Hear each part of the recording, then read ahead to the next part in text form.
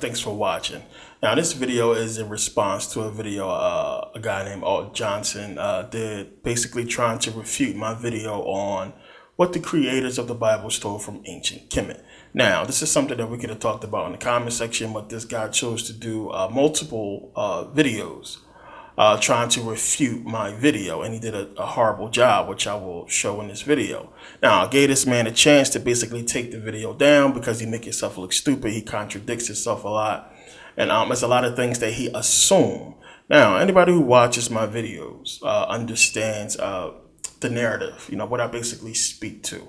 And as I always say, my videos are basically for people who are looking for information. I get a lot of people who come to my channel who are deeply religious, and they basically there looking for validation. They're not there to basically spread the word as they claim and this and that. They're looking for validation.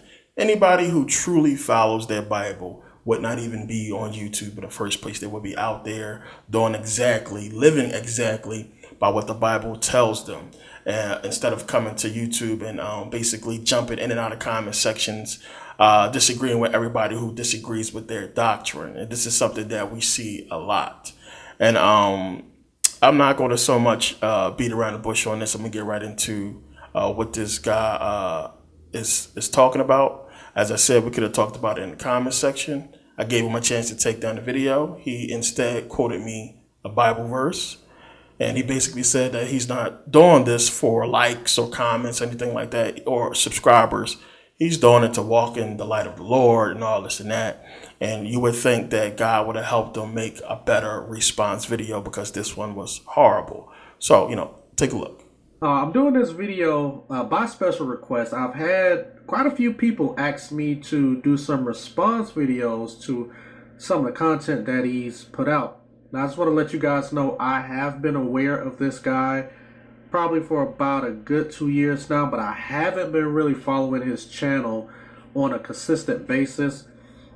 And I haven't really made any response videos except for now, because to be honest, his videos are like an hour and 30, an hour and 40, sometimes 2 hours long.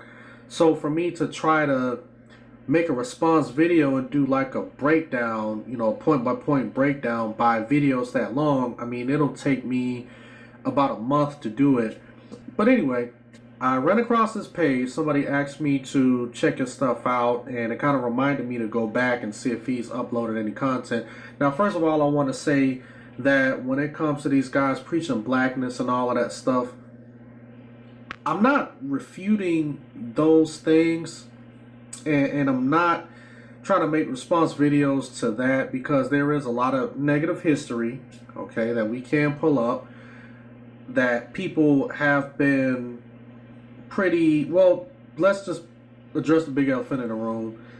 During the European slave trade and, the Romans and people going into Africa and pillaging and all of that stuff has happened.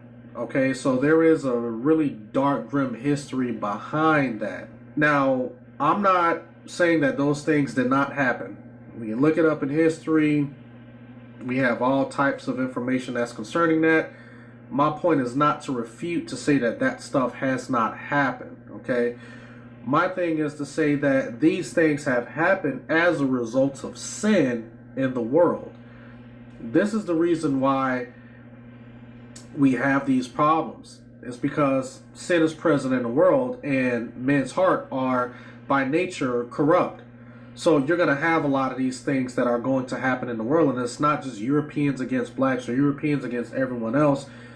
You've had people who are African who've done things to other Africans, and people from the Middle East doing things to other people, from the Middle East, or people in Africa, or people in Europe. Whatever the case is, and you still got a lot of these problems that go on today. So I'm not trying to refute any of that stuff. However, when guys like this say that it is because of the Bible that these things have happened, then those are the things that I'm going to refute. Okay? Because what I want people to understand is that when you make a bold claim, such as it is because of the Bible, or it is because people have taken the Bible and perverted scripture to carry out evil, sinister deeds, that the Bible is now evil, those are the things that I refute, because the Bible teaches the direct opposite. So in this video, we're going to talk about this guy making a claim that the Bible has been copied and plagiarized from ancient Kemet. Now, the guy says that my videos are too long, and again, as I said before, if you can't sit through a video, then I know you are not reading your Bible, you are not reading no books or doing any research if you can't sit through a video. As I said before, my videos are for people who are looking for research, who are trying to put together the pieces, and people who are truly trying to do that will sit through a video no matter how long it is. They will read multiple books, and books take days, sometimes a month to read. I know, I actually read books. So if you can't sit through an actual video, that tells me you're not here to get the actual information from the video. It's not Burger King. You can't have it your way right away. The video is not going to be catered to how you think a video should be. It's not going to be as long as you want it to be. A video is going to be how the creator makes it. It's just how it is. Just because you want something longer, you can't always get your wish. But for people who are actually trying to get information and understand, what's going on, they don't mind the long videos. And I always get a lot of people who ask for the videos to be longer. Now, what I do is I usually break down my long videos in multiple parts, and you guys have seen it. This is why I do that for people who can't sit through the long multi-hour video. I even do it for videos that's a half an hour, because I understand people don't have the time to sit and watch a video. Now, this guy also acknowledges that, the Europeans have pillaged, that they have basically enslaved Africans, that they went in there and basically enslaved us. He also says that it's not because of the Bible, it's because of sin. Sin came into the world or what have you, and men are capable of sin. He also says that the Bible is not an evil, sinister book or what have you, that it's basically sin, that is the problem. And basically that he's going to refute me saying that it is the Bible that is causing this stuff and not sin. Now, this is the thing. Now, one, we could just go straight to the Bible. Let's look at Deuteronomy 20:15-17. It says, "Thus shalt thou do unto all the cities which are very far off from thee, which are not of the cities of these nations, but of the cities of these people, which the Lord thy God doth give thee an inheritance.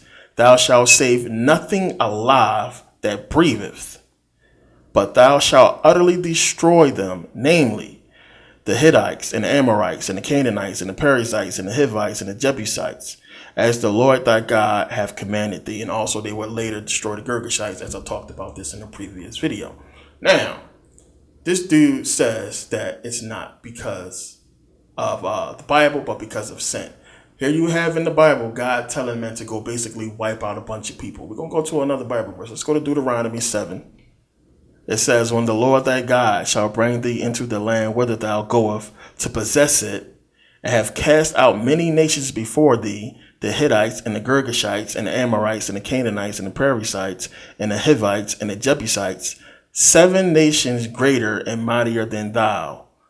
And when the Lord thy God shall deliver them before thee, thou shalt smite them and utterly destroy them. Thou shalt make no covenant with them, nor show mercy unto them." So, again, he says that it's not the Bible, it's sin in men. The Bible does not, preach about evil and stuff like that. But here you have God in the Bible telling men to go utterly destroy his own people that he created. Now, one, he talks against my common sense in this video. If you watch his whole video, you will see he talks about that. Now, again, common sense. Kill everything that basically breathes is what it says in the book. So that means children as well. So if God created all of us, which I'm pretty sure he believes that, if God created all living beings, why would God create a baby, a child, just to have these people go and wipe them out? What if it's a 2-day-old baby? Didn't God just create that baby? Didn't God just put that baby on earth? Why would he allow this baby to be born and survive 3, 4, 5, 6 days a week just to have it wiped out by these people? So now he claims about, he's not going to refute black history and all this stuff like that. He's not trying to talk against that. And there's proof and all this and that. Well, he doesn't understand that the Bible is acknowledging exactly what happened. We cannot prove there wasn't any Amorites or Prairiezites or Girgashites or what have you, as I've talked about before. But we can't prove, first of all, one, that these other nations existed. We can't prove that this war between them and the Israelites actually happened. There's absolutely no proof of that. But we can prove that Europeans did destroy cities of African people. As I talked about this before. We can prove that. So when I'm talking about the Bible being the cause, not just the Bible, because if you pay attention to what I said, I was talking about religion. When you pay attention to what the Bible was saying, the Bible is basically condoning the genocide of African people. Because when you pay attention to these nations, these cities, they are supposed to be of the line of Ham, which are African nations or African civilizations. And we can prove in actual real history that these African civilizations was destroyed by Europeans. So all you have in the Old Testament in the Bible is them trying to justify the genocide of African people that he claims he's not trying to talk against. He's not trying to refute that. And you believing in this Bible, he doesn't understand, one, that you are condoning slavery. By you believing in the book, you are saying that you agree with God's enslavement of African people. Now, first of all, one, if you want to go into Luke and look at what Jesus said about slavery. Now, before I go to what Jesus said, let me go to Ephesians 6:5. It says, servants, be obedient to them that are your masters according to the flesh, with fear and trembling, in singleness of your heart, as unto Christ. So how they putting the slave master on the same par as Christ? So this again is showing you how much the book is condoning slavery. Doesn't condemn slavery, it's condoning slavery. And this is what Jesus says. Now it says in Luke 12:47, it says, and that slave who knew his master's will and did not get ready or act in accord with his will receive many lashes. Now this is Jesus talking. And here you have, Jesus has a chance to basically condemn slavery in the Bible, to condemn it. Instead, he does not condemn it. He condones it by saying, if you don't do your master's will, you're going to get whipped. You're going to get lashes. Now, religious people like this guy and others will just make it as if, oh, well, this is how it was back then and everybody was enslaved, as if this is supposed to be something that we are supposed to just accept as being normal. That's just happening everywhere. We're supposed to just accept it as black people. The Bible condones slavery. It doesn't condemn it. It's justifying the genocide of African people. And this is what these people want us to follow. I mean, even when you go to Moses, when you go to Numbers 31:17-18, it says, now therefore kill every male among the little ones, and kill every woman that have known a man by laying with him. But all the women children that have not known a man by laying with him, keep alive for yourselves. But the Bible only talks about good. It has no evil. Moses, the man who's supposed to give us the law of God. This is what we're supposed to follow. Now you can say, well, God punished them and all this and that or what have you. Bullshit. When you go back and look at war, when you go look at the Crusades, it's because of the Bible. When you go out and look at the reason why Rome, why England and other countries was going out and basically pillaging, as he said, it's because of the Bible. It's because King James and others like Louis XIV believed in divine right theology. As you look at Romans 13:1, when it's talking about God ordaining men to basically be the authority on earth, this is what they believed and this is what they talked about because of the Bible. They believed that they was ordained by God to be kings and to basically go out and conquer, and this is what they did.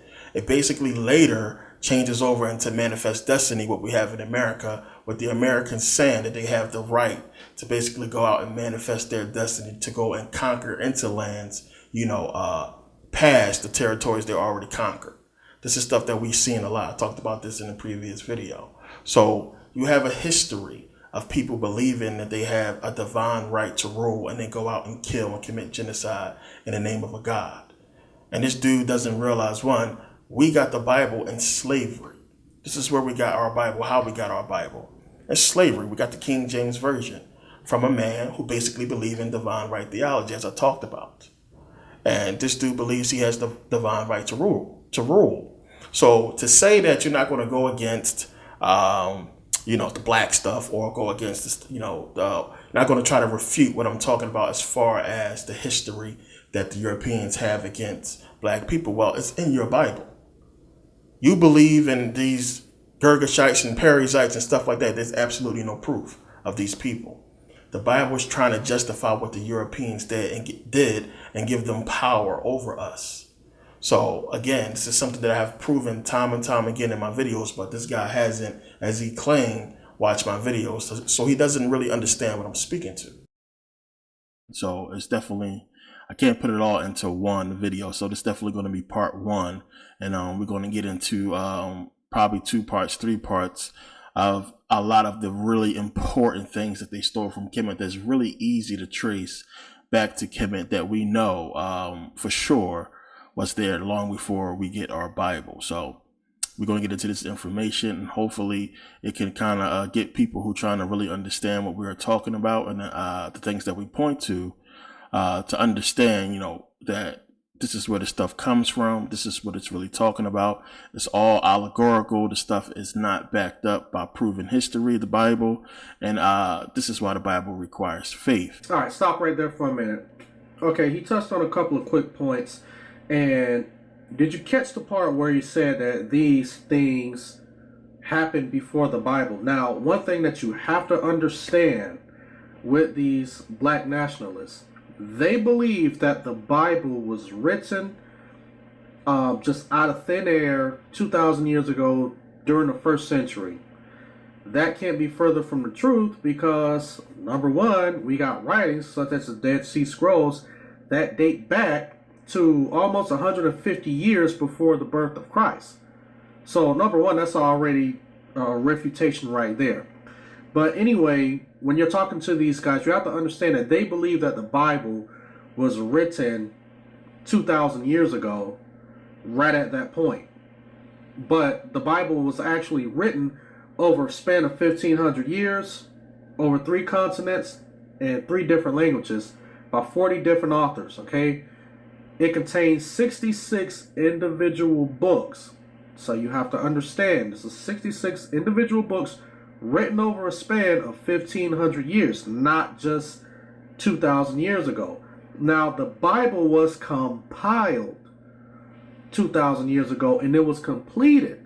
So that means that they took all 66 books of the Bible and put it into one book. Because before that, all of these books were separate. All right? That's why, you know, you have the Jewish Torah, which is the Old Testament. It's the compilation of the books of the Old Testament. And then you got the New Testament writings, which contains letters from Paul, Peter, the 4 Gospels, John, etc. And what they did was that they put both of these books together just to show you how the Bible comes together and how we're all talking about the same God. Now, this guy calls me a black nationalist, and I don't know if he understands what that means. A black nationalist is a person who is like really pro-black and basically about separation and black people doing things on their own and separating from, you know, other races and everything like that. They're really pro-black, which of course I'm pro-black, but I'm also about unity. Anybody who watches my videos understands this, that I teach unity between the races, between us all. Yes, I believe that black people need to get we need to get our stuff together. Plain and simple, we need to do that on our own first before we can have unity. That's something we need to do, and we need to understand our history, understand what's going on and what's been taken away from us, and that will basically help us unite. So a black nationalist, I'm definitely not, and I don't have no label. I don't ascribe myself to be anybody but a person who's putting out the truth. Now, that's one thing. Second, this dude says, one, that we basically believe that the Bible is only 2,000 years old, only goes back 2,000 years into the 1st century or what have you. When did I ever say that? Point it out. What video did I say that the Bible is only 2,000 years old, that it only goes back to the 1st century? See, this is what people like him do. They put words in your mouth and they make up stuff that you never said and then give you basically a rebuttal on it, and you never even posed the question. But they do that to make themselves look good. Never once have I ever said the Bible goes back to just the 1st century. If you want to take it back, we can go all the way back to Ptolemy II Philadelphus, which I constantly talk about. You don't watch my videos, so you don't know that. Ptolemy II Philadelphus We can go back to the 4th century or the 3rd century BCE and go to Ptolemy II Philadelphus, who gave us the Septuagint Greek. You don't have any biblical book that predates the Septuagint Greek, period. Now, we also clearly have the pyramid text. I shouldn't even be addressing this guy, but you got to learn. You have the pyramid text that goes back to 2500, at least 2500 BCE. And you're talking about the Dead Sea Scrolls. Nothing you have biblically, no biblical writings anywhere, predates the pyramid text. Now, this guy's going to talk about Moses. He's going to go back and say, well, Moses wrote the Bible, wrote the Old Testament, the 5 books, such and such, how many years ago? There's absolutely no proof of that. What proof that you have of Moses' existence? You have zero. You have no proof at all that Moses existed or wrote anything. We still have the pyramid text that has been dated by scientists all over the world. It's a proven fact. You don't have the original Torah. That don't exist. So what are you talking about? There is absolutely zero proof that Moses existed or did anything. And it's funny how when you actually go and research when the Jews were supposed to be in captivity in Egypt, it doesn't even line up with the time of Ramses. It lines up with the time of Thutmose III. And I talked about this before. You have Thutmose and you have Moses. So we can clearly see where they stole the name Moses. It just so happened that the timeline that they give us for the Jews being in captivity will have been under the reign of a person named Thutmose, and the Jews was freed by a man named Moses. So again, this is stuff you got to look at. When I'm speaking about the Bible stealing from Kemet, we can clearly see what's going on. This dude has absolutely no clue what he's talking about. There's absolutely nothing that you can pull up that predates the pyramid text. Then, not to mention, we have the Hanrak-Omphalos slate, or the Norma palette, which is one of the oldest artifacts ever found. So we're talking about an artifact, an Egyptian artifact that goes all the way back to the 31st century BCE. It goes back further than 3000 BCE. So, dude, you're talking about the Dead Sea Scrolls. And then this dude going to try to attack carbon-14 dating later on. So the same carbon-14 dating that was done to give you your age, the Dead Sea Scrolls that you want to bring up as being over 150 years, before the birth of Christ. It's the same thing that was used to date these Egyptian artifacts that we actually have. We have nothing from Moses, nothing from Jesus, nothing from Noah. We don't have these artifacts. The Egyptian artifacts are still there. They still exist. So all the stuff he's going to get into later has already been refuted. This dude sitting here talking about something, well, that's been refuted. We have the Dead Sea Scrolls, so that's refutation right there. Dude, the Dead Sea Scrolls is not older than the pyramid text. The Dead Sea Scrolls is not older than the Septuagint. You ain't even mentioned the Septuagint. You should have at least mentioned that, which is older than the Dead Sea Scrolls, which again proves you don't know what you're talking about. All right, so he also talks about this is why the Bible requires faith.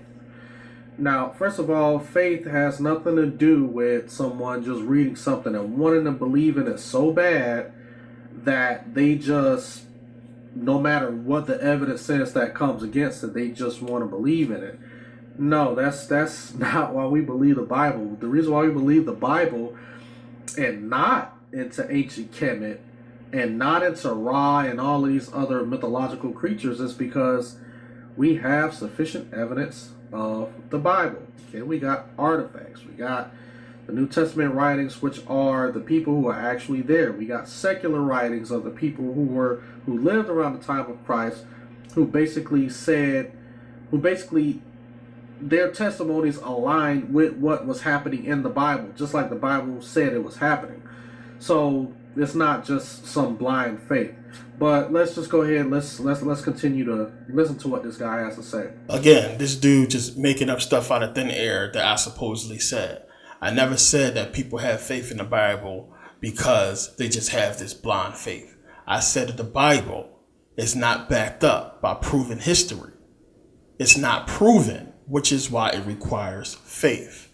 Meaning it requires faith because there's no proof to back it up. So how can anybody come and try to debate the Bible or refute anybody with proof and facts against the Bible when the Bible itself has no proof? There are no primary sources to back up the Bible. Now, notice this guy goes on and on talking about well, we have eyewitness testimony from people who was there. You can't even prove that these people exist. There's no proof of Matthew, Mark, Luke, and John. There's no proof that these people ever existed, period. So what proof do you have? There's no proof to back up the Bible. Also, Ra is not a mythological creature or character. Ra is the sun that actually exists. Your Jesus is not proven to exist. Your biblical characters are not proven to exist. They are based on a book that requires faith. Why you have faith, that's your prerogative and everybody else's prerogative. Whatever you believe, that's what you believe. But when it comes down to facts, which is what I discuss, there are no facts to support the Bible. There are no proof. What artifacts? You keep talking about artifacts and proof and this and that. Yet in your video, you haven't put up one video. You ain't put up one picture that provides proof to support your claims that, yeah, we have artifacts and this and that. When you go and look at any artifact that they claim to deal with the Bible, it always says it is believed that this deals with Christ. I've been to Jerusalem. I've been to Israel. And they even tell you there, it's believed this is where Christ walked. It is believed that this is where he was crucified. So it's based on belief, not truth, not facts. If there was actual facts and proof and truth, I would be a fucking Christian. I would be a Bible believer. So there are no proof. There is no facts. What are you talking about? So again, people do this a lot and they try to pose questions that you never said and then answer those questions to try to make you look stupid or try to make themselves look good when I never said anything about your faith. I said the Bible requires faith, which it does, and it speaks about having faith.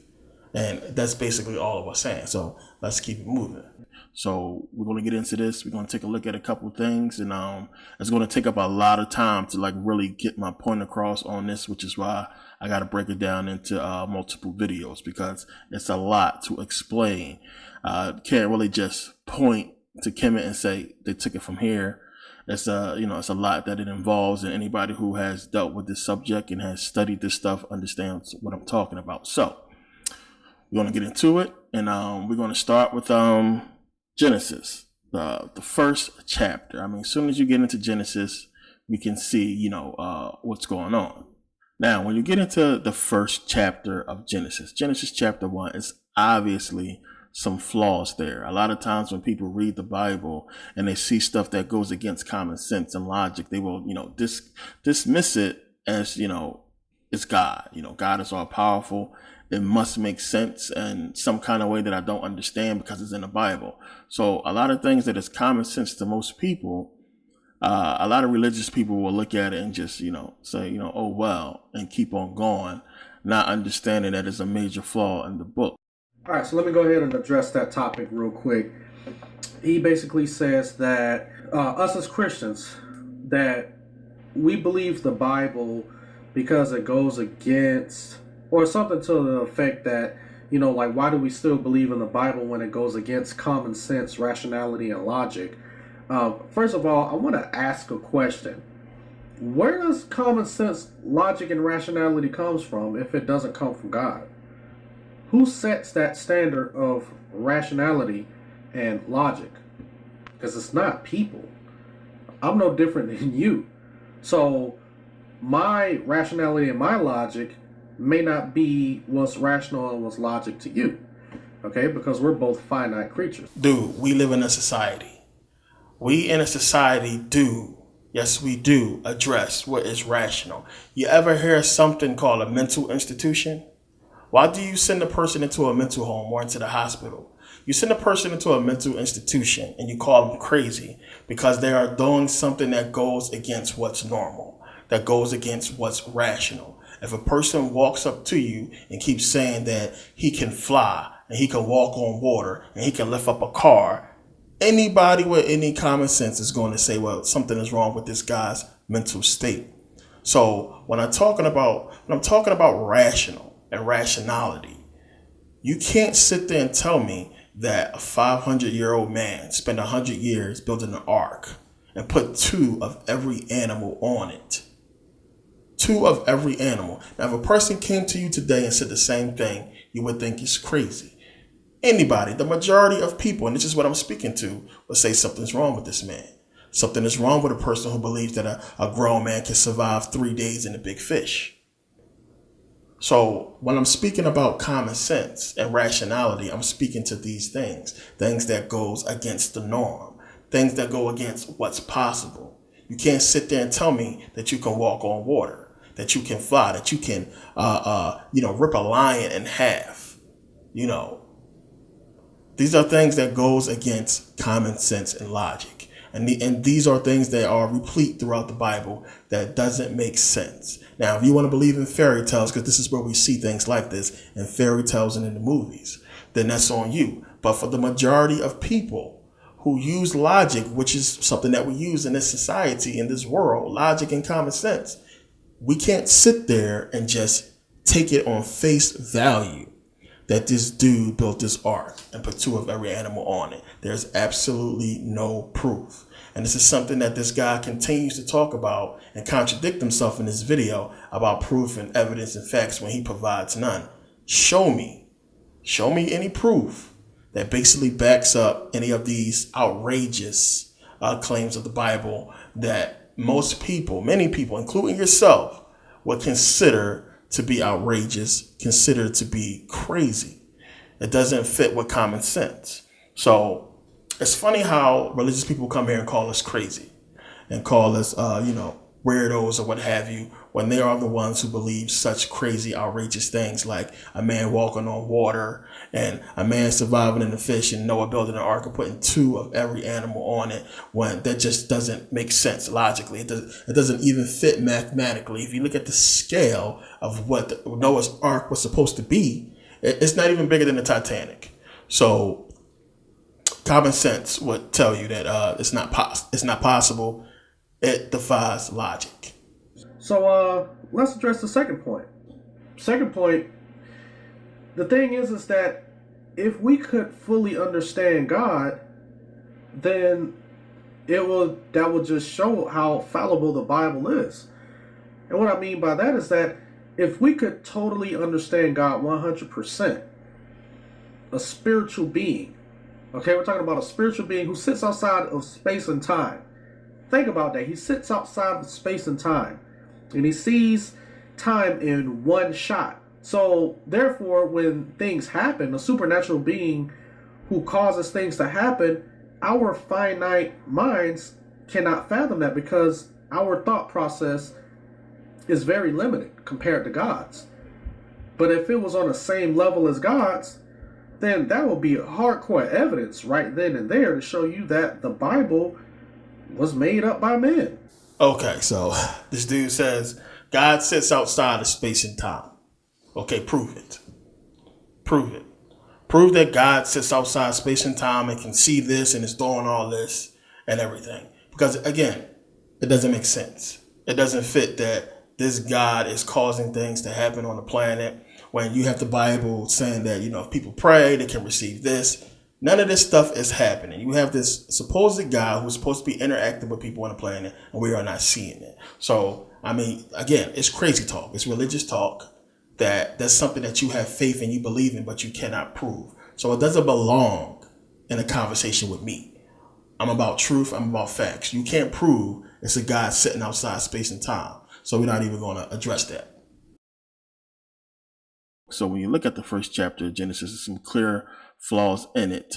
So when you read Genesis 1:5, it says, and God called the light day, and the darkness he called night, and the evening and the morning was the first day. Genesis 1:8 says, and God called the firmament heaven, and the evening and the morning was the second day. Genesis 1:11 says, God created the grass, herbs, fruit trees. Genesis 1:13 says, the evening and the morning was the third day. Now, you have 3 days past, 3 days come into existence, I should say. And you have the creation of trees, fruit trees, grass, and what have you. You have 3 days that God calls evening and morning. But all of this happens before God creates the sun, which he doesn't create until Genesis 1:16.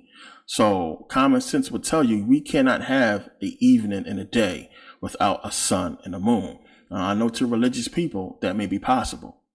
It's God can do anything. But to people with common sense who looking at this book, they would say, well, there's no damn way you can have evening and morning without a sun and a moon. But on top of that, how the hell is he creating grass and fruit trees and trees without a sun? Knowing that plants, survive through, photosynthesis, through absorbing the sun's light.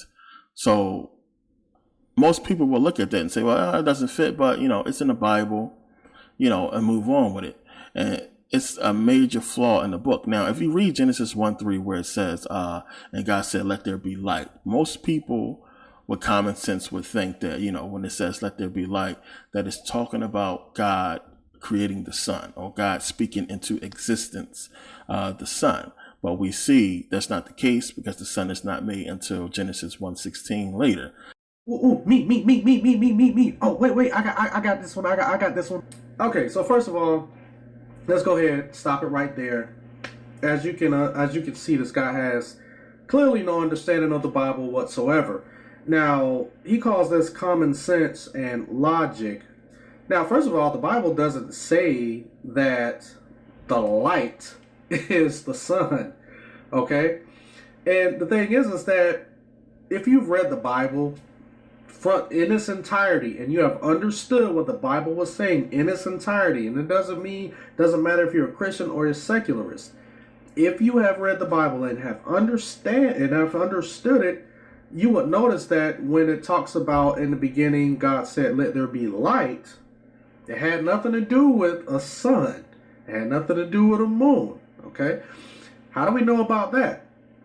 Well, Jesus clearly says that he is the light. So let's just go ahead and look at a couple of scriptures here.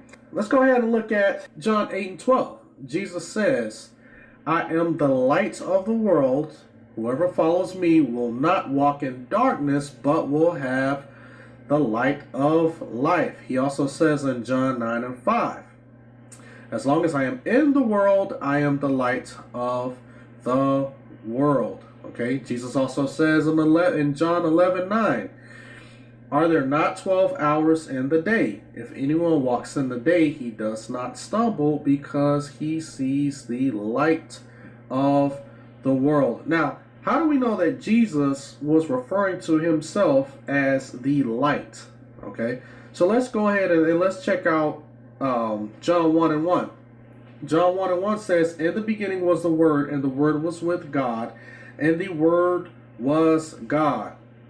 So that basically lets you know that God was not talking about the sun and the moon, okay? God is the light. He is the light to truth, all right? So it has nothing to do with some sun or something like that, but the black nationalist doesn't understand that, because they have not understood the Bible. They have not read the Bible. They have not understood it. So they believe that when they hear in Genesis where it says, God says, let there be light, that God was talking about some sun or something that you can see. But no, he was actually talking about Christ, because just like I just pointed out in John 1:1, it says clearly, in the beginning was the Word, and the Word was with God, and the Word was God. What did Jesus do? He claimed to be God. That's why the Jews got ready to stone him a few times. So it has nothing to do with some sun or anything like that. That's why it wasn't until the fourth day when God created the sun and the moon. Because, number one, we have to understand that God is the sustenance of all life. So first of all, God is self-sufficient. He doesn't need anything. And anything can be created through him. All right? So God didn't need to make the moon and the stars and the sun and all of that stuff in order for plants and all of that stuff to grow. God spoke it into existence, and he kept it alive at that time. And then the sun was made. So it has nothing to do with sun and photosynthesis and all of that. We understand that stuff now, but when you really look at it, God doesn't need to have the sun to bring life to something or to sustain life, because he is a self-sufficient being himself. So now this is basically where we deal with the whole, spooky Bible talk versus proven facts. Now, one, I didn't say that the light is the sun. I said people would assume that the light is the sun because common sense, once again, will tell you that you cannot have day without the sun in the sky. Now, this dude want to get into spooky Bible stuff saying that Jesus is the light of the world. And, you can't prove that some dude lit the whole world. You can't prove that. What proof do you have that that happened? One, you don't even understand that it's metaphorically talking about the sun. And everything, all the verses you just gave is Jesus describing himself as the sun. Jesus, I'm the light of the world. You can't see in darkness without me and all this crap. Please, it's the sun, man. It's the sun. I could flip out the lights right now. The sun is out. I can see in here. I don't need Jesus for that. It's just that simple. Now, you even said yourself that God is a self-sustainer, that God provides sustenance to the world. Prove that. I can prove that the sun does. Without the sun, nothing will grow. We won't be able to eat. Nothing will be able to live on this planet without the sun. You can't prove to me that without, this God or this Bible, we can't live. We can't survive. But I can prove that without that sun, we are all dead and gone. I can prove that. Anybody can prove this. Common sense. So I don't need God, your God, in my life to be successful. I'm successful without him. I don't need him to provide sustenance. I get that from the sun. So what are you talking about? Again, this is where we have spooky logic versus actual factual stuff. And what I was basically saying is common sense would tell anybody with a brain that you can't have day and night without the sun and the moon. You just can't have it. It's just not possible. But anybody with a religious mind will believe such a thing. And he says it. So, well, God is the light and this and that. Jesus the light. Prove it. You can't prove that. But I don't have to prove that you can't light this planet without the sun. And in darkness, you will see the moon. I don't have to prove that. It's already proven. So again, you don't belong in the same debate with me because you're talking about weirdo, spooky cartoon stuff. I'm talking about actual factual stuff that deals with reality and common sense. You don't belong in the same conversation with what I'm talking about. So, I'm just going to keep going through with the video. Now, ancient Kemet has different creation stories and it's either told different ways, basically about the same stuff. All right, hold on, wait. Did you catch that? Okay, so he says that there are different stories from ancient Kemet. Okay, there's ancient Kemetic stories and all of that stuff, and they're told differently and all of that. But wouldn't that mean that the stories of ancient Kemet are unreliable? If there are like so many different stories? Because guys like this always like to say, oh, there's so many contradictions in the Bible, there's so many different versions, but you're okay with Kemet having so many different stories and being told so many different ways? That right there shows me that this is going to be a very, very interesting video to refute. I've already watched it, but I'm breaking it down point by point. Let's just keep going, man. See, now, and I hate when people do stuff like this, when they try to make it like you said something so outrageous and, you're stupid for saying it and that you look crazy for saying something that's so outrageous and crazy. And they try to make themselves look good by basically laughing and talking down something that you said when they are completely wrong about it. First of all, I said that the stories are told a little bit differently, but they basically are the same. Now, it's a lot of stories that have different versions, but are basically talking about the same thing. For instance, you have the King James Version, you have the NIV, you have the NLT, you have the ESV, basically giving you different versions, different words are placed there, different things are said in these books, but basically talking about the same thing. Now, you have servant in some of the versions, you have slave in some of the versions, but we know what it's talking about. Now, you can't talk about the reliability of the ancient Egyptian creation story because, one, the ancient Egyptian creation story is a myth. It's something that is told to basically convey the creation story. And it's something that we ain't sitting back and saying we 100% believe in as actual factual. What we are saying is we had a creation story before your Bible. That's what we're talking about. So by his own logic, saying that you're okay with the Kemet stories told so many different ways and this and that, you don't have any proof of your story. We know where our story came from. We can prove the people who wrote it actually exist. There's no controversy surrounding who created our story and where our story came from. You have no proof to back up your story. That's a question best posed to yourself. Are you okay that we don't have the original Bible? Are you okay that there's absolutely no proof to back up the claims of the Bible? The history of the Bible is not proven. You okay with that by your own logic? Are you okay with that? So, it's funny. People come here and they do stuff like this a lot to try to make themselves look good. But apply exactly what you're saying and your whole outrage and everything to exactly to your Bible, to your own book. Apply all that bullshit that you're talking to your own Bible. Apply it to that and use that same logic, and you'll see who is more ridiculous. Because one, as I said, the stories basically talk about the same thing. There's no proof to back up your story. Your book is surrounded by so much controversy. The biggest, us not having the original. And even bigger than that, the fact that it's not proven. At the end of the day, that's all you got is faith. Again, we're not sitting here telling people to believe everything the Egyptians said. This is stuff that you assume. You're assuming you know what I talk about. You assuming that you know what I preach to. You calling me a black nationalist, assuming that I'm militant and that's something that I'm about, preaching only pro-black and all this and that. You don't even know me. You don't know what I talk about. You're a troll. You looked at a video and decided to basically try to refute it, and you're completely wrong. The Memphite creation story, or just the older creation stories of Kemet, you can see that basically, what the sun is. For the very great one is Ptah. Atum is basically what he spoke into existence. And Atum, or Atum Re, or Atum Ra, is the sun. And you will see you have the creator God, Ptah, speaking things into existence, and he spoke the sun, Atum Ra, or Atum Re. Either way, it's the sun. He spoke it into existence. All right, so as you can see, this guy said a mouthful there. First of all, he's talking about Ptah, this ancient Egyptian god. Now, first of all, Ptah, this story it wasn't written until around, I think, between 750 and 650 BC. So this is about 700 years before Christ, okay? And 700 years before the canonization of the Bible, which I've already explained. Now, first of all, we have to understand that David lived around that time, okay?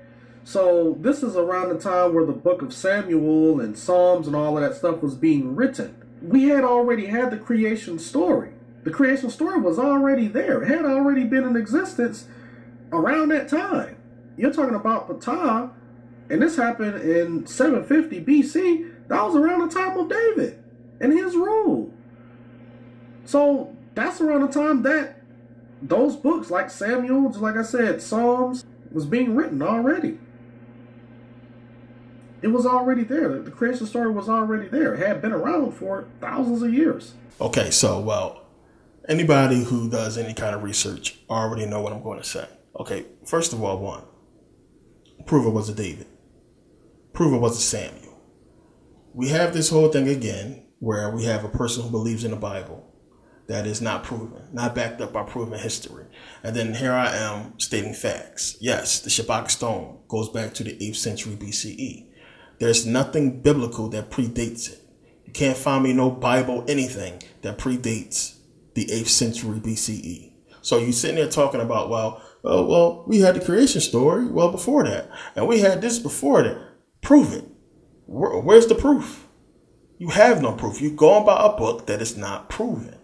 So again, you're talking about something that's surrounded in fiction, something that requires faith versus something that we have. We have the Shabbat stone, where the story about Ptah comes from. We have that. That's proven to exist.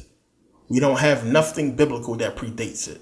So again, what are we doing here? What are you talking about? Again, we keep running into this line of questioning. You sitting here, and then later on in the video, you're going to see he's talking about proof, and provide proof. And he's sitting here rambling off about figures, people who are not proven to have existed. We only find them in the Bible. Nobody else talked about these people. When you have civilizations around the world talking about ancient Kemet. And again, This is the problem with a lot of these religious people. They think we're pushing Kemet because we're talking about truth. We're talking about what actual factual history shows us.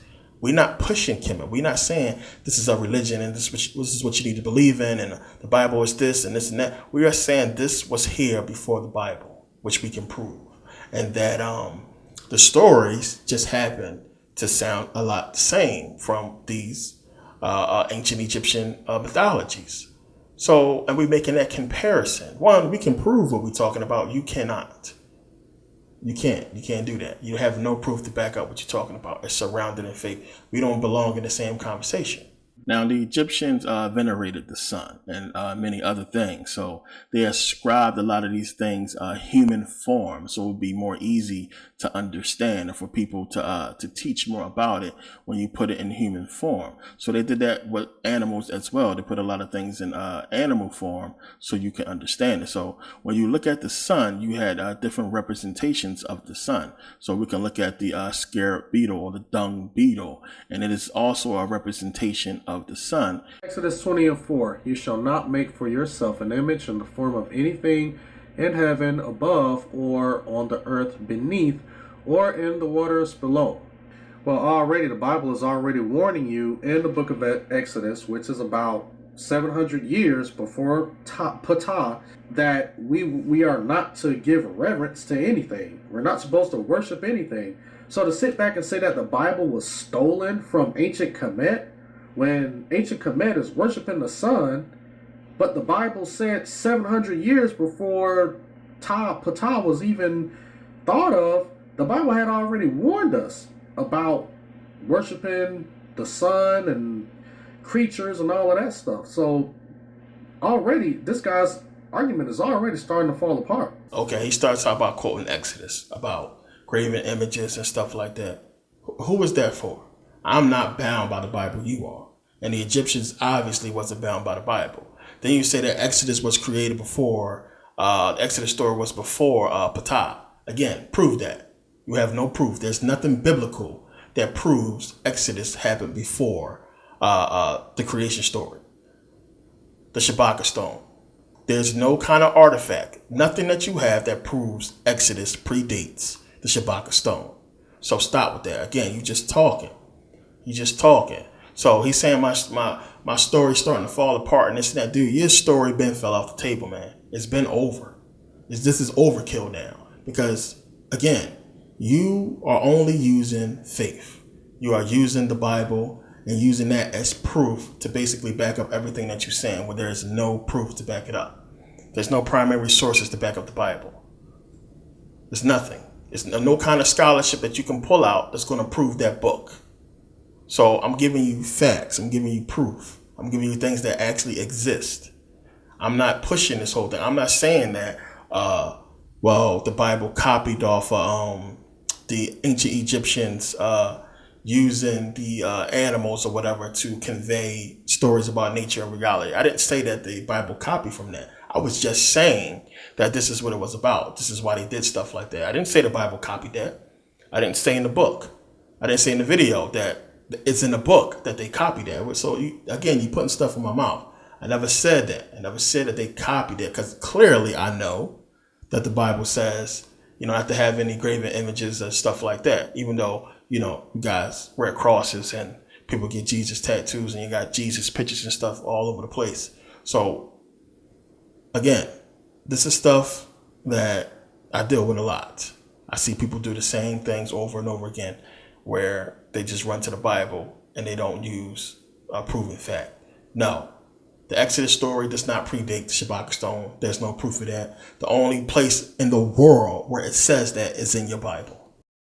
But not just that, even when you just look at the creation story, our creation story about rebirth and how the sun came into existence. So you had basically, the Big Bang. And a lot of people talk about the Big Bang and don't understand it's supposed to be two Big Bangs. You had the first Big Bang that brought the universe into existence, and the second one that brought our solar system into existence. So when you look at the Bible, it's already kind of flawed right there because everybody's expecting the beginning of creation to take place in Genesis. But really, in real life, the universe existed billions of years before the Earth was came into existence, before it was created. All right, first of all, he's talking about the Big Bang. How do you know that the Big Bang even happened? Because there is zero evidence for it. And if there is evidence, I would love for you to provide evidence of the Big Bang. Because most of the top scholars, or I wouldn't even say scholars, but a lot of atheists who support this Big Bang theory, they can't even explain it. So I want you to show me the evidence of the Big Bang. Because this is where so-called science falls apart for them. Because by definition, isn't science something that can be observed and tested? So who was there to observe the Big Bang? How can you test the Big Bang? So if you can't do both of those things, then you're moving out of the realm of science and you're moving into the realm of philosophy. So since no one was there to observe the Big Bang, and no one can test the Big Bang, where's your evidence for that? There isn't any. Research it yourselves. There's no evidence for the Big Bang. Now, I don't have time to go into and try to make a whole sub video to the Big Bang and why there's no evidence or anything like that. But I want you guys to go ahead and research it. And I want you to do a compare and contrast. Evidence of the Big Bang versus no evidence of the Big Bang. And you'll see. Also, he talks about millions and billions of years. Now, I want you guys to understand that this concept is a young concept. Now, nobody I'll probably say before the mid-1800s, basically before Charles Darwin, no one believed in evolution and millions of billions of years. And it's not because we've had some enlightenment and he just kind of brought some groundbreaking evidence to prove millions and billions of years. First of all, again, who was there billions of years ago to attest to that? Secondly, how can you test millions and billions of years? You can say carbon dating, but then what's carbon dating process? Because most people like to say, well, carbon-14 dating. Oh, really? Because carbon-14 dating actually says the opposite about millions and billions of years. People may say, well, it's the rock layers. You got dinosaurs that's buried way down beneath, and then you got later on, then you start to see in the rock layers to the top, then that's when you start to see humans and other life. Not really, because you have bones. You can check this out for yourself. You have dinosaur bones that are buried in the same rock layers with humans. So that crushes the whole millions and billions of years. But like I said, show the evidence for these two Big Bangs, which you can't test and observe. And I want you to go ahead and show me where do you get your evidence from for millions and billions of years, which you can't test and observe as well. So when you look at what science tells us is you had a supernova, which is basically a sun exploding that created this solar system. And after the explosion, you basically had the sun reform out of this explosion. So you had rebirth with the sun recreating itself as a self-creator. Where did this supernova come from? Well, I mean, where did this sun come from that exploded and then recreated itself? Like I said, where's the evidence for that? Who was there to witness that happen? How do you know that? You mean to tell me that in the beginning there was just a supernova and it was just there? How old was this supernova? Because if it's in space and then it blew up and then it recreated itself, where's your evidence for that? And how long did it take for it to blow up and recreate itself? Was it always there? Or was it put there? So, I mean, already this guy's argument is starting to fall apart. How do you come up with these things? How do you come up with, this supernova and this is where the universe came from? So again, this dude's trying to be funny, talking about, billions and billions of years and, the Big Bang and supernovas and stuff like that, which I spoke about in the video. Now, my point, and again, as I said before, in talking about the Big Bang Theory and talking about supernovas, anybody who watches my videos understand, one, I don't agree with this stuff.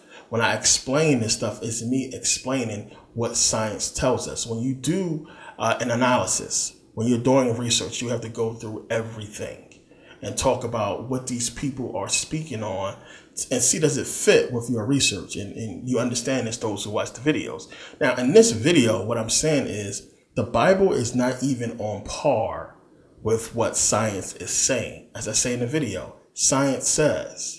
So it's not even on par with what science is talking about. You have scientists all around the world talking about the Big Bang, talking about supernovas. Anybody who studies astronomy understands what a supernova is. So he's making it like I'm just out of nowhere. Who put the supernova there? How did it just appear? Where did it come from? Well, if we're going to use that line of thinking, who put God there? Where did God come from? God just came out of nowhere, started creating shit. Who put him there? Who created him? If you want to use that line of questioning, he's acting like, supernovas is just this thing out of nowhere that it has no kind of merit or any substantiation to back it up. So again, I'm gonna go to this article. It says luminary lineage. Did an ancient supernova trigger the solar system's birth? A shockwave from an exploding star 4.5 billion years ago looks to have begun the collapse of the molecular cloud that formed the sun and planets. It says, one star dies, another is born. The remains of the old are gathered up, at least in some small measure, to become part of the new. That is the astronomical circle of life. The reason that stars have evolved through the eons, each generation incorporating new elements synthesized in the stars that came before. Unlike the earliest stars of hydrogen and helium, stars nowadays contain heavier elements passed down to them by their predecessor, such as carbon, iron, and oxygen. So I guess these things don't exist. So these things is out of thin air too. Aside from producing many of the elements that make up our planet and our bodies, the stellar cycle of birth and death appears to have spurred the formation of our solar system some 4.5 billion years ago, according to a new model outlined in a study in the July 1st issue of Astrophysical Journal Letters. A shockwave from an exploding massive star several light years away probably triggered the collapse of the molecular cloud that would become our sun and planets. Employing a bit of astrophysical forensics, researchers have located fingerprints of short-lived radioisotopes long since decayed to more stable daughter elements and primitive meteorites. For those radioisotopes to have been incorporated into primordial solar system bodies, they must have been delivered freshly synthesized from some nearby cataclysm, whether a stellar explosion known as a supernova or an aligning star throwing off layers of material in less dramatic fashion. So I'm going to stop right there. So this dude is trying to make it like supernovas out of nowhere. Like, this is not something discussed in astronomy, discussed in science. This is something that is real, that has been observed, that has been studied for decades. There's no proof that this guy came down and said, let there be light. As he said, who was there to witness that? Who was there to witness God say, let there be light? By your own logic. You're contradicting yourself and you don't even see that. So by your own logic, what you're talking about is already flawed. Everything you're trying to prove with the Bible is flawed. You have no proof. You have zero evidence of it. And then, like, early in the video, he talks about, Christians, all they got is faith. You have to have a serious amount of faith to believe that in the beginning there was a supernova sun that blew up, recreated itself, and then it blew up again, and then that's where all of the stars and planets and the whole universe just came from. So again, this dude is trying to be funny, talking about, you had a supernova that blew up and recreated itself, then blew up again and created. I never said it blew up twice. So that, again, proves he doesn't know what he's talking about because he's not paying attention. He's trying to be funny. Never said that the sun blew up twice to create the planets. Now, I just read to you what science is saying about supernovas creating the planets. So again, he's trying to make it like I'm just out of nowhere. Well, you got to be crazy to believe this and all this and that. And he says we have no proof. By his same logic, dude, where's your proof that God created all this stuff? By your same logic. You got to be crazy to believe that this dude just came down here and just spoke all this stuff into existence. by your same logic. Where's your proof? I have scientists talking about the Big Bang, talking about supernovas all over the world. So where's your proof? This is stuff that has been researched for decades, for years. Where's your proof that God came down and created the solar system and everything like that? Where's the proof? There's nothing to back that up. Well, we have scientists and PhDs to back up supernovas. So this is what I'm talking about again. And I'm only mentioning it because since we're talking about the creation story, we have to mention what science tells us about the creation story. This is how you do research. You have to look at everything. My point again is I'm not agreeing 100% with what it's talking about. My whole thing again is the Bible is not even on par with what these PhDs and these scientists around the world is saying about how the universe came into existence. That's my point that this dude obviously don't understand. But he's trying to be funny and make it like, I'm just out of this world with me talking about supernovas like it's some make-believe fairy tale stuff like Noah's Ark, and Samson and stuff like that, all the make-believe shit in the Bible. But he want to, rag on billions of years and supernovas and stuff like that scientists and people far smarter than him and me is talking about around the world. So this is something that you will see a lot in Egyptian mythology. And they really venerated a lot of things that symbolize self-creation, and the dung beetle is definitely one that they use a lot. And it's a self-creator. It symbolizes rebirth. If you even go back to the other Egyptian creation stories, you have Atum, which in the dynasties, they call Atum the self-creator. All right, dude, that's ancient mythology. That's ancient Egyptian mythology. That has nothing to do with the Bible. Because just like I just read earlier, Exodus 4:20, I mean, we don't worship beetles and suns and animals and stuff like that because we are forbidden to do that. We worship the one and only true God, the creator of all. We don't worship these things that are on the earth. So if the Bible forbids us from doing that, then how come whoever stole this information from Kemet, how come they didn't include that in the Bible? You have a contradiction there. On the one hand, yeah, you can go ahead and you can worship all of these animals and suns and stars and moons and all of that, but in the Bible it says that we are forbidden to do that. Only worship the one and only true God. So which is it? And where did the contradiction go? How did the contradiction get slipped in there?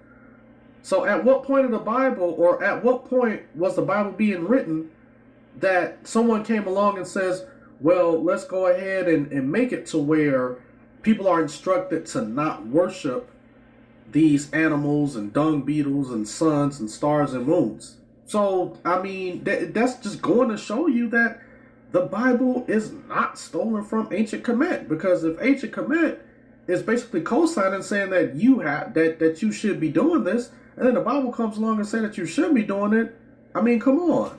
Doesn't sound like that the Bible is stealing from Kemet. Sounds like that is going against Kemet. So this dude has nothing. So he got to just make up stuff and come up with stuff. So again, never once did I say that the Bible stole the Egyptians looking at the dung beetle and having it represent the sun. Never said that. Never said that the Bible stole from Kemet about the Egyptians venerating the sun and things like that. Never said that. I was simply talking about the fact that the Egyptians looked at the dung beetle and said that, it basically represents the sun because of how it pushes the dung across the sand, representing the sun moving across the sky, and everything I talked about in there. You understood what I'm saying. I'm not saying that the Bible stole that, because you don't find that in the Bible. The Bible not talking about no dung beetle and stuff like that. My point about that is the whole thing with the sun is, of course, Jesus is the sun. So then when you have Jesus dying on the cross and then coming back and being reborn again the third day, the whole winter solstice stuff, it's rebirth, just like the dung beetle. That's the point I was making, that he's going to kind of jump into in this next part. So one of the things I really want people to start doing, those who are willing to actually do the research, is to just pay attention to what science is telling us into common sense. this video is obviously not for people who are stuck in their ways about the Bible. Some people don't want to change what they believe. Some people are fine with what they think, not what they know. But we have been telling people, Jesus is the Son. God is the Son. That's basically what they're talking about in the Bible. I mean, science tells us that the Earth is basically 4.5 billion years old. So that already just wipes out the Bible right there as far as the creation timeline. If you have an older Bible printed before the 1940s, I think 1952 is when they stopped putting that in the back of the book, the timeline of the chapters, the books in the Bible. So you have Genesis basically being created between 4000 BCE and 1600 BCE, I believe it is. So that's 6,000 years ago. So when we say that the Bible has the world being created only 6,000 years ago, we have trees older than 6,000 years. So we know it's not true.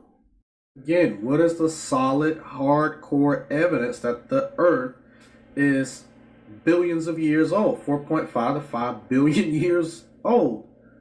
No one was there. You can't test it, and it wasn't observed, so it's not science. That's philosophy, okay? And the Bible is a book about philosophy. It's not a science book.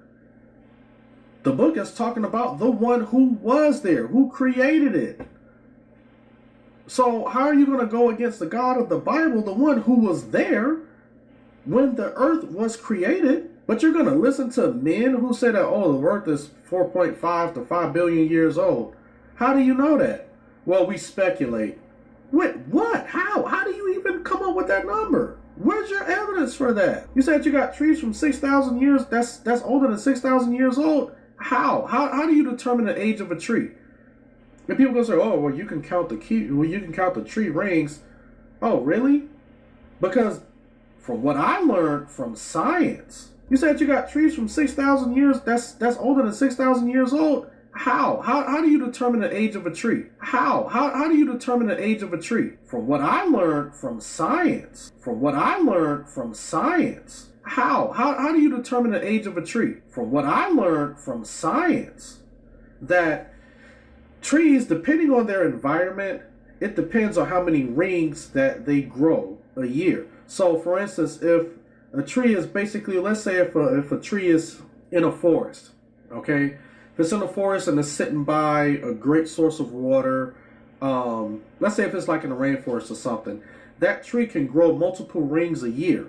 So it may grow 2 to 3 to maybe even 4 rings that year, because it's in such a great environment. Whereas a tree that's probably in a harsh environment where it's not getting that much rain, it's not by any great sources of water, it may only do maybe a ring every 1 to 3 or 4 years, and that's scientifically proven. So how are you going to go against the God of the Bible, the one who was there when the earth was created? But you're going to listen to men who say that, the earth is 4.5 to 5 billion years old. From what I learned from science,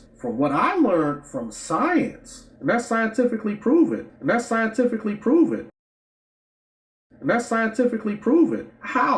do you determine the age of a tree? And that's scientifically proven. So counting rings and all of that stuff means nothing.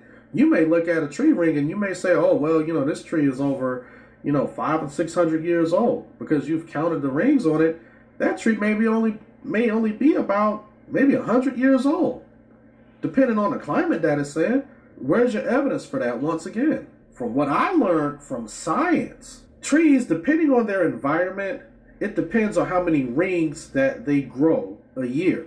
You may look at a tree ring and you may say, this tree is over, 500 and 600 years old, because you've counted the rings on it. That tree may only be about maybe 100 years old.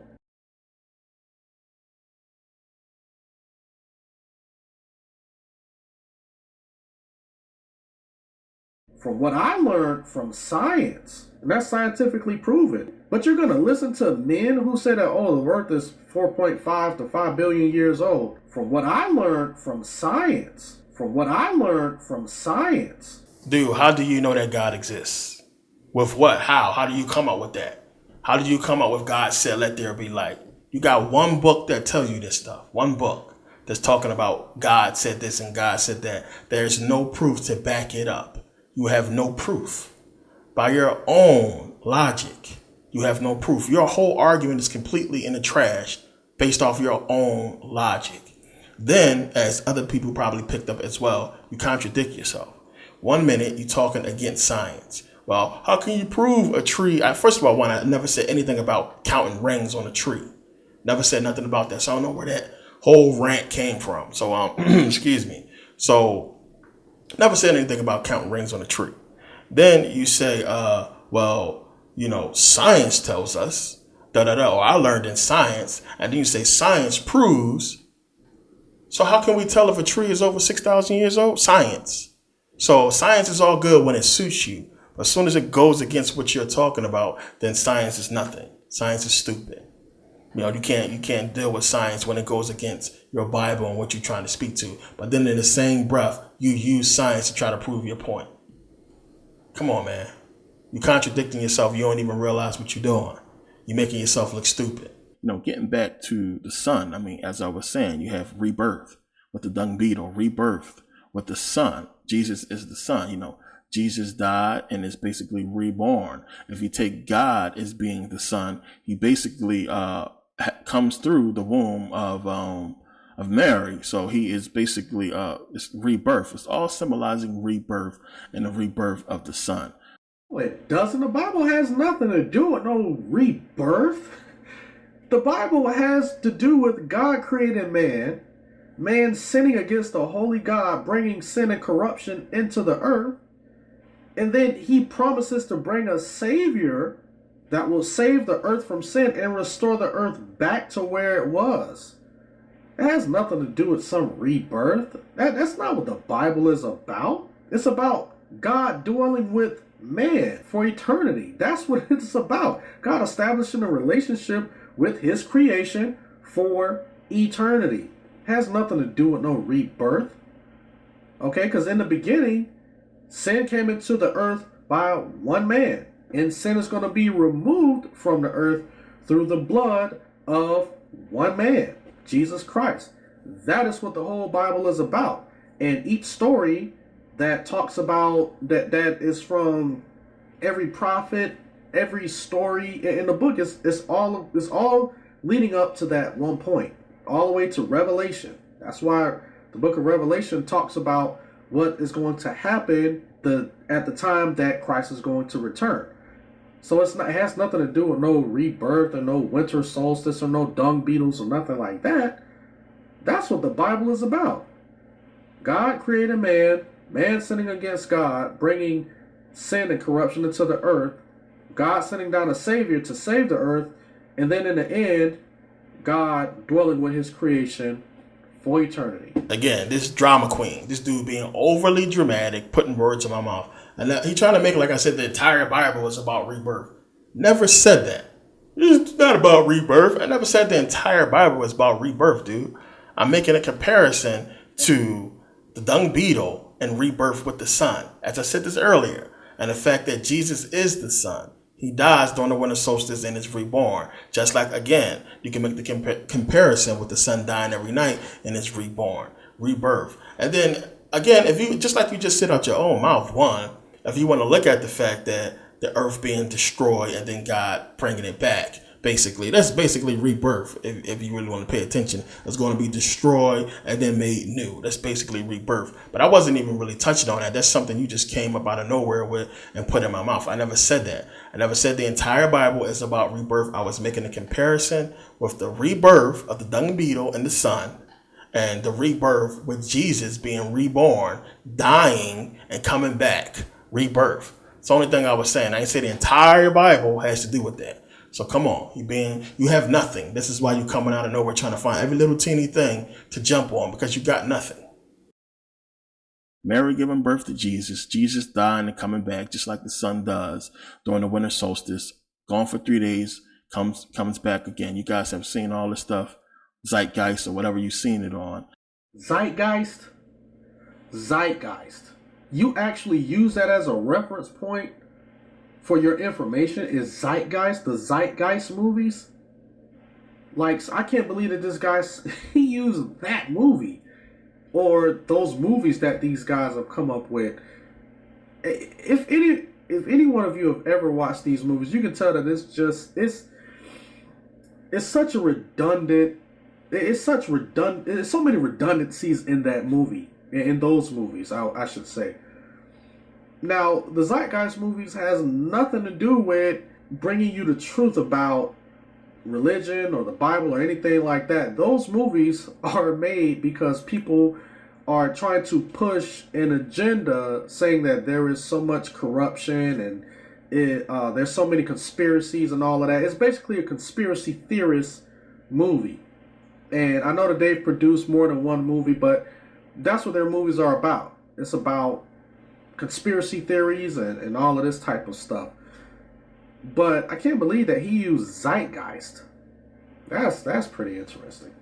Zeitgeist? The Zeitgeist movie? Come on, man. This dude is a joke. First of all, he's trying to make it like I just gave a super big shout out to Zeitgeist, that everything that I talk about deals with Zeitgeist, that Zeitgeist is the greatest, that I said this or something like that. I said, you probably heard about the comparison of Jesus and the Son from something, maybe Zeitgeist or something. That's all I said. I didn't say Zeitgeist was the greatest movie ever and that you should believe everything in it, and I base all my research on Zeitgeist. This dude hype as hell. He talked all this stuff about Zeitgeist as if I gave Zeitgeist the greatest shout out in the world, and I said everything is based on it. It's the greatest thing ever or something. He hype as hell because he has nothing. He got to fill a video up with something. He has nothing. Nothing he said so far proves anything. He has nothing. This dude hasn't shown you one shred of proof, not one picture proving his point. He put up a couple Bible verses that we can all go and look at. That still doesn't prove his point. He has nothing. So he got to blow up and make it like I made Zeitgeist the greatest, most true, we use Zeitgeist as a reference point. Dude, I never used Zeitgeist as a reference. I didn't say, I got this information from Zeitgeist. I said, you probably seen it on something like Zeitgeist. Clear as day. You can see, as I said, what people like him and others will go through to try to prove their point. These people are mentally ill. Clearly he jumped the gun on that and he over exaggerating about Zeitgeist. Are you serious? Come on. I haven't even gotten to the really damning information. We're not done with Genesis chapter 1 because it's just major pieces that we can see, where they stole it from. All right, as you can see, that is the end of part 1 of his video. Now, he has 3 parts to this, and what I'm going to do is I'm just going to address each video in each part. So, I'm going to go ahead and I'm going to do this video, upload it, watch the next part, break it down piece by piece, and then I'm going to respond to that one, and then I'm going to do the same as part 3. I hope that you guys see the premise of his arguments, or what he's basically trying to argue against in this first part of the video. So basically what we're going to do is that when we get into part 2, he's going to try to explain how certain stories parallel from ancient Kemet to the Bible and all of that. But this is what I want you guys to think about. Some of these things that he's going to bring up are only a couple of thousand years before the birth of Christ. Okay, now when we look at the Bible, the first 5 books of the Bible, which is the Torah, those are written by Moses. Okay, so we're talking about around 1500 BC or so. It's around the time that Moses started to write the books. But before that, you had the oral tradition. The story of Noah and the flood. Then you had, Jacob and Esau, all of those types of stories and all of that stuff. Then the first 5 books of the Bible, especially the Genesis account, which talks about, all of those things. Just like I just said, Jacob and Esau, Abraham and Isaac, all of that. Those things were written around maybe a good, I'll probably say 3,500 years before Moses started to write the Bible, the first 5 books of the Bible. So I just want you guys to think about that. Who stole from who? Because if you're going to talk about something that happened maybe 3500 BC, you have to understand that the stories of the Bible, like the flood accounts and all of that stuff, those things had already happened. These stories had already been passed down by the time ancient Egypt even came into play. And you have to understand when it's talking about the Babylonians and the Sumerians and all of that, those people existed before ancient Egypt. So did ancient Egypt steal a lot of their stories? That's what I want you guys to think about. So, as always, you guys have a blessed day. Stay tuned for part 2. We're going to get ready to address that in a minute. And if it's already up, go ahead and click on it and watch it. All right.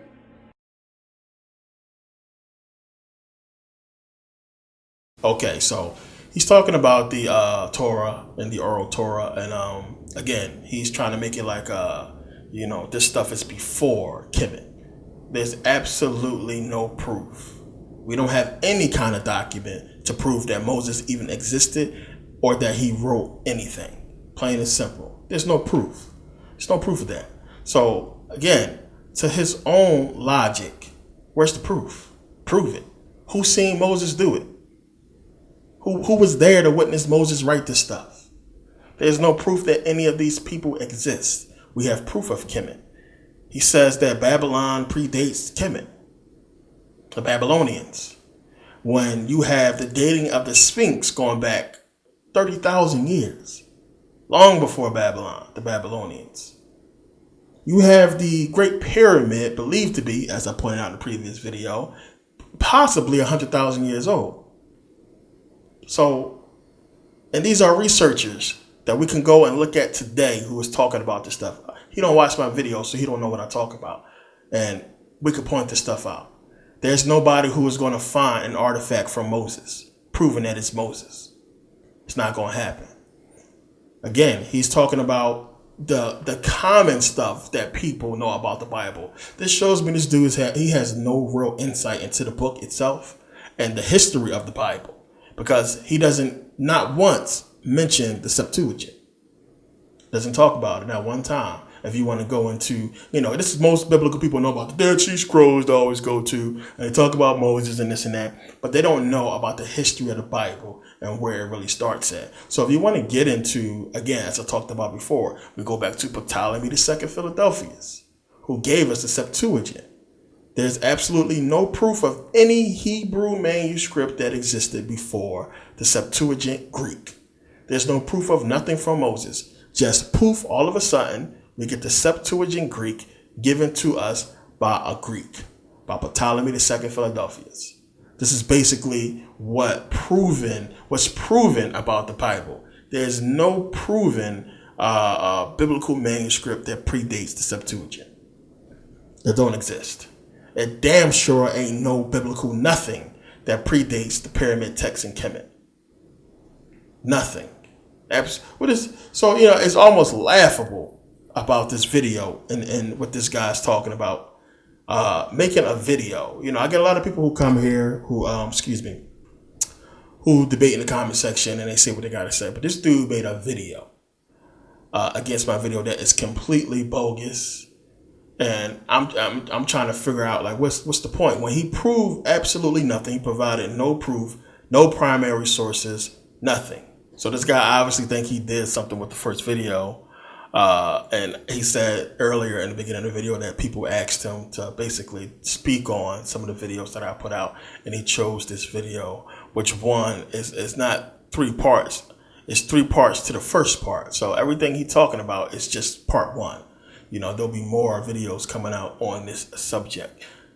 He didn't achieve his goal, first of all, 1, because none of the points that he made refuted anything that I said. He simply over-exaggerated.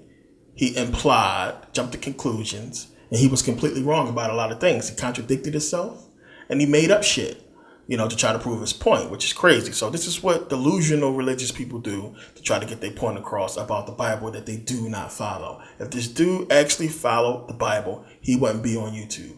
He's a fraud, just like the rest of these so-called biblical people, these biblical scholars. You people are frauds. One, if you actually live by what your Bible says is right before God, you wouldn't be on YouTube. You damn sure wouldn't be addressing me.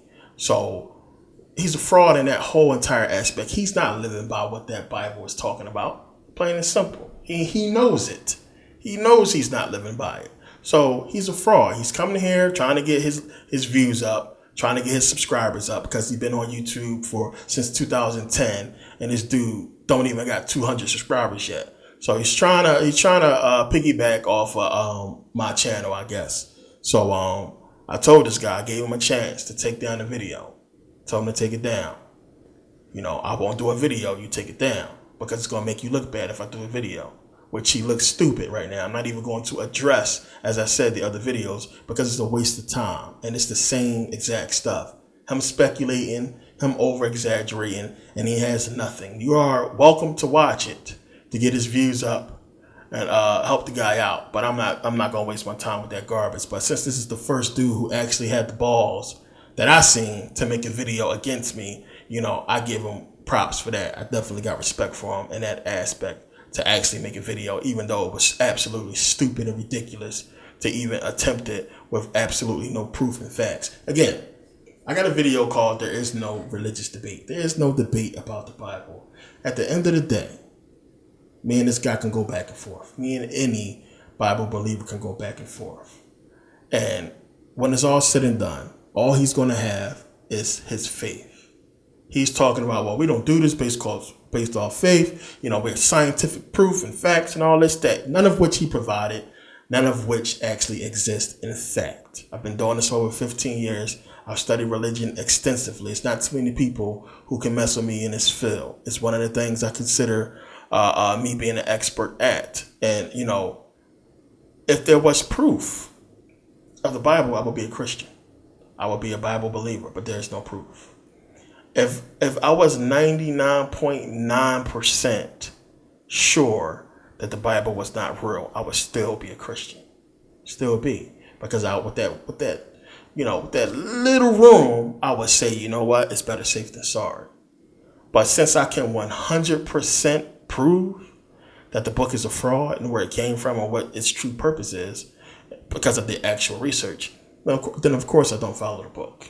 Now, my whole thing is, as I said before, I don't go on these people pages, these Christians pages. I don't jump into their videos and say, you're wrong and you're a fraud. You don't know what you're talking about and this and that, like people come to my page. I don't do that to them. I don't go to their channel. I don't mess with their stuff because, one, I understand that a lot of people need Christianity. They need the Bible.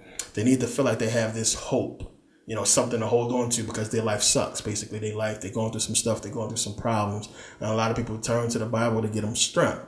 I don't knock anybody who basically, who says, you know what, this is how I choose to live my life. This is what I choose to believe in.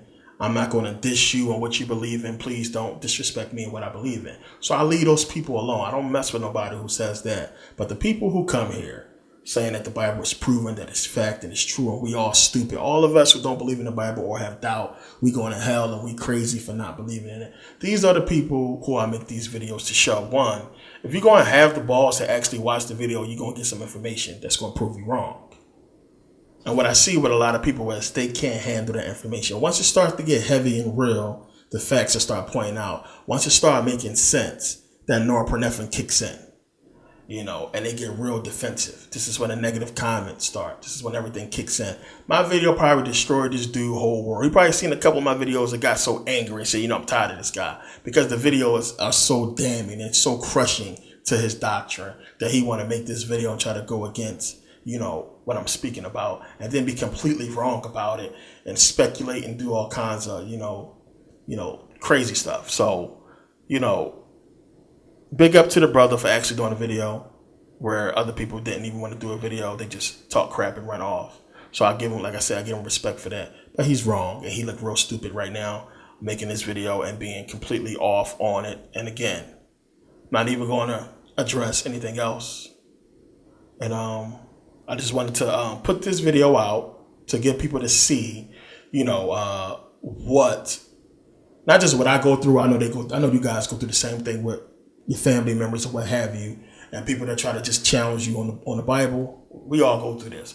But I want to show people that these are the thoughts that people have about the things we talk about when it comes to the Bible. And again, they always come with faith, no facts, no proof. Just simply believe in this God, or you're stupid, or you're going to hell. And this is what we face. So again, I'm definitely done addressing it, and that's the end of it. It ain't gonna be no back and forth between me and this guy. He looked real stupid already, so I'm basically done with it. And basically, everybody who watches my videos and understands what I talk about and what I speak to understands the logic and the things that I'm speaking towards. If you don't understand what I'm saying, I'm simply looking at everything we've been told, as I said, science included, and examining it and breaking it down and saying something is not right. Because I don't expect these people to give us the truth. They've lied to us about so many things. We have to look at everything they've told us objectively and just question it. And this is what I do, and what people who follow my research do as well. We just analyze everything. We just look at it and see if we can disprove it, or to see where it fits at in our research, and if it makes sense, if it works. This is what we do. Everybody who follows me, y'all understand how I get down and the type of research I put out. Everything is not 100% what I believe. Everything is more so what we have been told, and then I do inject what I think and what I believe, and what my research, I should say, what my research has led me. So I would never say, I don't like to say I think, I don't like to say I believe, I like to say I know. So let me make that clear. But my research and the stuff that I put out is to that effect. It's all about, us coming together and re-examining what we have been told about everything, about religion, about creation and everything like that, and trying to, put the pieces together. This is what we do. Everybody who follows me, this is what we have been doing for the last few years. So again, I want to thank people for watching, and I'll see you guys next video. I have more videos coming out. But, I want you guys to really take a look at the other videos and what this guy has put out against this video, so you can see for yourself the flaws, and you can go ahead and make your own determination about what he's saying. But clearly from this video, we can see the type of research, the deceptive research this guy does, putting words in people's mouth and lying and just coming up out of thin air with questions that people never ask and answering them like we actually asked them. It's crazy. I ain't got time for all that stuff. So thank you guys for watching. See you guys next video.